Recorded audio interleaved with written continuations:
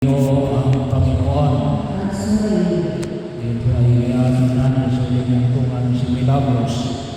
Nagkataon po na ngayon ay September 14, ang pagdiriwang ng kapistahan. Kapag pumatang ang araw ng linggo, ay naging dakilang kapistahan ng pagtatampo ng krus ni Jesus. Kaya po nakapula. So bagaman tayo ay huwag kayo maniwala sa pamahigit. Ito kasi ay sa rito ng simbahan. Nagpapahayag ng pagpapahalaga sa krus ni Jesus ng alin. Sabi na natin na siyang nagdulot ng kaligtasan. Ito yung dahilan kung bakit si Milagros na pinagdarasal natin ay magkakaroon ng buhay na walang hanggan. Bahagyo. So, ang tawag po natin sa kapistahan na ito ay pagtatampo sa krus ni Jesus. Ang banal na krus ni Jesus. Ang krus, hindi lang upas sa krus. Ngunit krus ni Jesus.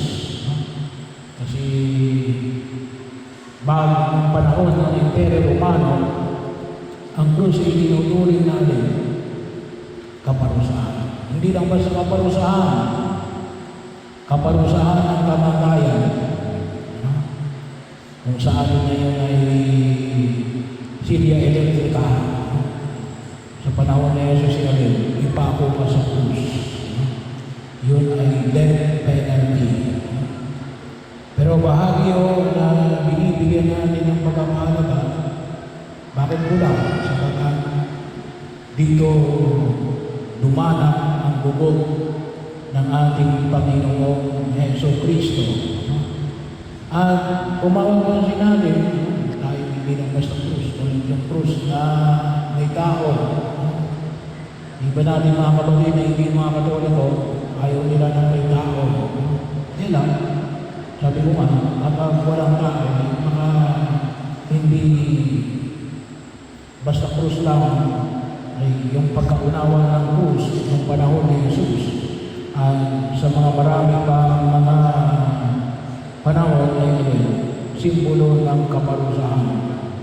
Sa atin, hindi lang basta krus, ngunit alin, krus na Jesus. Kaya nga, may tao, sabi ng iba, bawal naman gumawa ng imahen. Sabi ko, hindi ko nagbabasa ng Biblia yung mga yun. Sa unang pagbasa natin, sa aklat ng Mabilang, chapter 21, narinig natin kanina, na ano nangyari?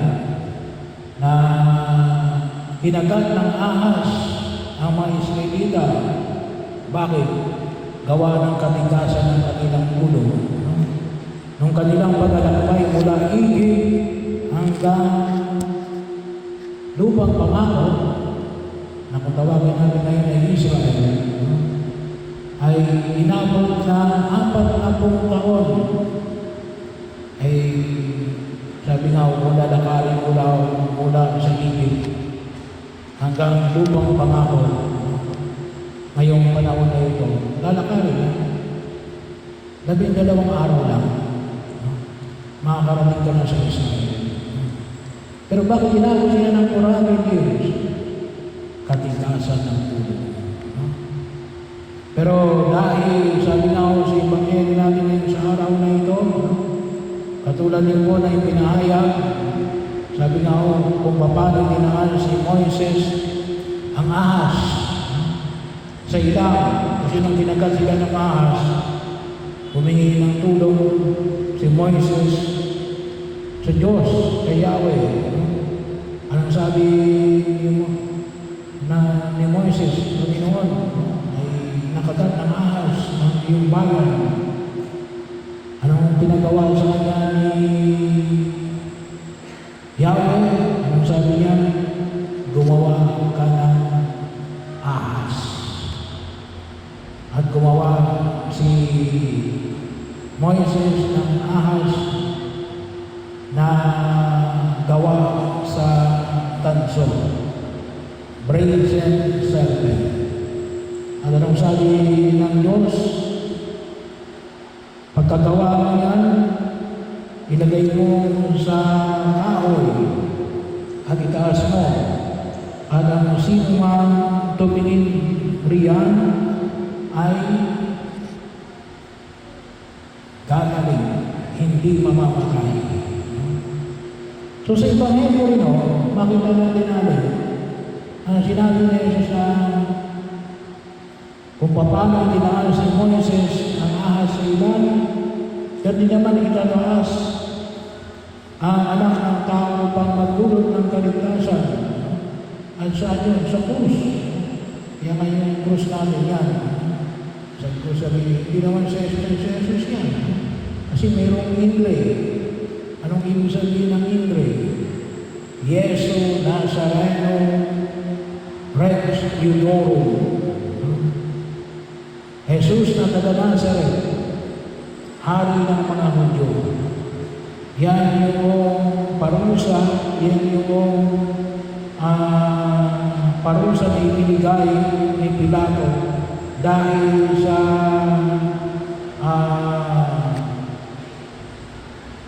pagbigay nila na si Jesus daw ay hari ng mga Hudyo.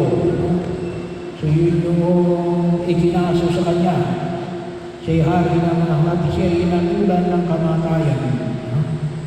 So bahagi yun na nakita natin na yan yung nagbiligtas sa atin. Bakit? Sa lubhang pag-ibig ng Diyos sa atin. Kasi sa pamagitan ng krus na yan, na ipinapos ni Jesus, diyan ay pinakita ni Yahweh ng Diyos Ama kung paano niya tayo minamahal at nais niyang iligtas sa pamagitan ng pagdanak ng dugo ni Jesus. Hindi dahil sa pagkat siya ipinilit, ngunit inialay niya ito para sa kaligtasan ng sangkatauhan. At yun yung dahilan kung bakit tayo narito para kayo ginagos. Bahagi yun. Tayo naniniwala na nililigtas ng Diyos si Milagros dahil sa gawa ng kanyang pag-ibig. Nais niyang ipakinabang sa atin. Ano lang kinakailangan natin? Manampalataya tayo at higit natin sa katuparan ng turo ng ating Panginoong Jesucristo. Nanawa ay higit natin makamit doon sa kanyang kalulatian.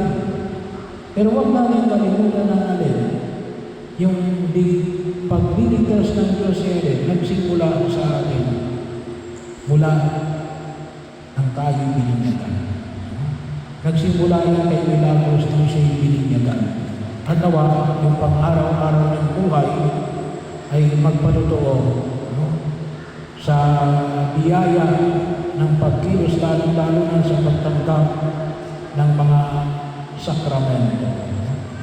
Kaya, isama natin sa panalangin na pakinabangan ni Milagros pagliligtas ng Diyos na itinanghal sa krus na dulot ng ating Panginoong Jesucristo. Sana maging gabay natin at lalo sa pagtanggap natin ng mga sakramento, bigyan, kumpisal, yung mga may asawa, magpakasal sa simbahan, yung